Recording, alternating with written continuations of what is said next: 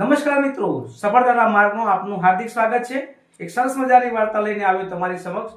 એક ગુરુ અને શિષ્ય એક કાચા રસ્તા ઉપર ચાલી રહ્યા હતા। થોડા આગળ જતા એક નાનો છોડ આવે છે વચ્ચે। ત્યારે ગુરુ શિષ્યને એક સલાહ આપે છે કે શિષ્ય આ છોડ તું ઉખાડી દે। તો શિષ્ય ગુરુની આજ્ઞાનું પાલન કરે છે અને છોડ ઉખાડી દે છે। થોડા આગળ વધે છે રસ્તા ઉપર, ફરી એ છોડ એનાથી થોડો મોટો આવે છે। ત્યારે ગુરુ શિષ્યને કહે છે કે શિષ્ય ફરી આ તું છોડ એને ઉખાડી દે। તો ફરી પાછો શિષ્ય થોડું જોર લગાવીને એ છોડને ઉખાડી દે છે। ગુરુ અને શિષ્ય ફરી પાછા આગળ વધે છે ત્યારે એક મોટું વૃક્ષ આવે છે। ત્યારે ગુરુ શિષ્યને કહે છે કે શિષ્ય આ છોડ દે અથવા વૃક્ષને તો ઉખાડી દે। પણ જ્યારે શિષ્ય એ વૃક્ષને ઉખાડવા જાય છે પણ એ ઉખડતું નથી।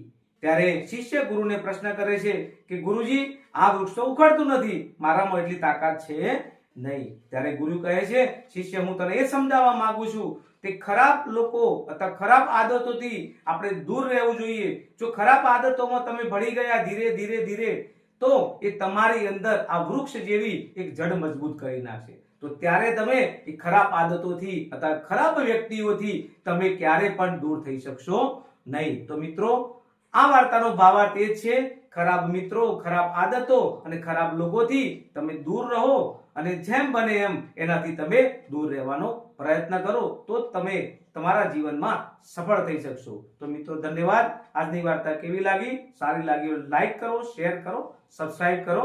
ધન્યવાદ।